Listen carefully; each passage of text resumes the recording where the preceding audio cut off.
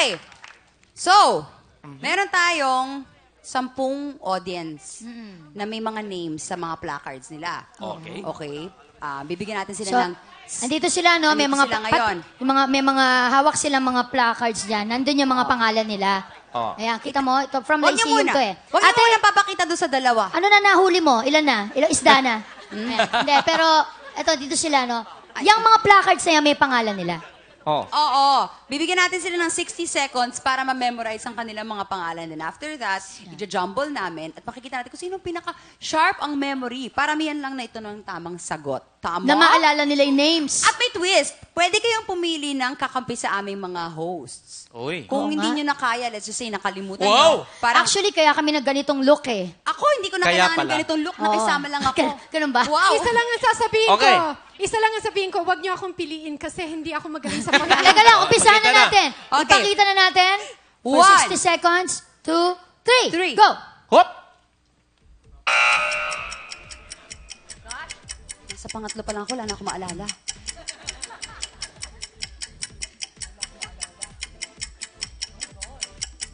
Magkakamukha sila eh. Sandali ah. Ang hirap naman ito. Wala akong maalala talaga. Kahit isa. Wala akong maalala. Piliin niyo ako. Ako mayroon. Ayan, nako. Logro, Carlo. Mahirap to. Kailangan tandaan ang mukha. Eh, paano mo matatandaan yung pangalan kung di mo alam yung mukha? Kasi mamaya, i-jumble natin sila, di ba? Oo. I-reshuffle. Ano ba yan? Pare-pareho ang suot din. At saka parang kung titanda mo yung mukha, pero may nunal dito, may nunal dyan, may nunal all over. May nakasang hair, may kalbo, may side sweep ang bangs.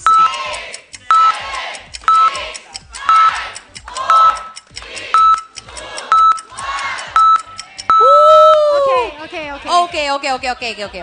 So, ang mauuna ay ang pinaka-brainy sa GMA7 na kaya yan. siya ang nakuha nating guest ngayon. Oh my God. Tech Talk. Oy! O, hula. Go! Aljon. Aljon? Teka. Oh! Aljun pala. Gemaline. Carlo? Carlo. Oh! Rosemary! Rosemary. Lay. Hindi siya si Lay. Hindi. Lay? Ayun, si Lay! Oh my God! Sandali, nakalimutan ko ba? Natandaan ko kasi may ano sa ilong eh. How many seconds left? Tinandaan ko yung ano ng ilong niya eh. Sandali ha, hindi ko na maalala. Wala na. Wala iba, na. iba. Chorvalu? Oh my God. Skyrafu. Echos. Baka kailangan mo ng tulong ng Rosemary? host. July? Hoy, tulungan mo nga ako. Oh. Camel attack. Ano?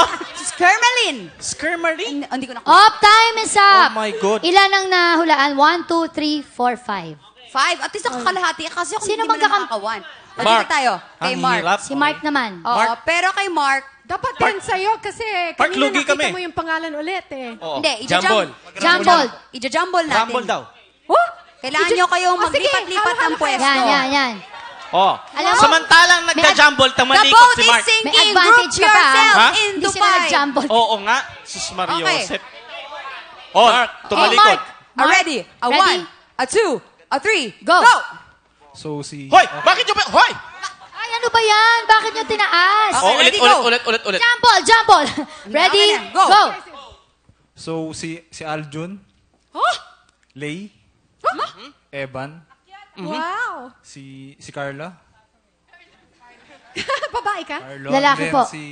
si Rosemary, Ayun. Kate, Christian, Macdo, Rika, and Gemaline. Wow! Oy! 10 out of 10. Let me guess. Mga pinsan mo sila, no? Ang galing. Ito na lang. Pero alam nyo ba, kaya naragang nahulaan niya, no doubt, dahil si Mark Anthony Pay actually a Grand Master of Philippine Memory Team. Ano? Now, number 6 siya sa ranking sa buong mundo pagdating sa memory sports. And he's going to Hong Kong, di ba? On Friday to represent our country and make us proud. Kaya naman pala. Push po natin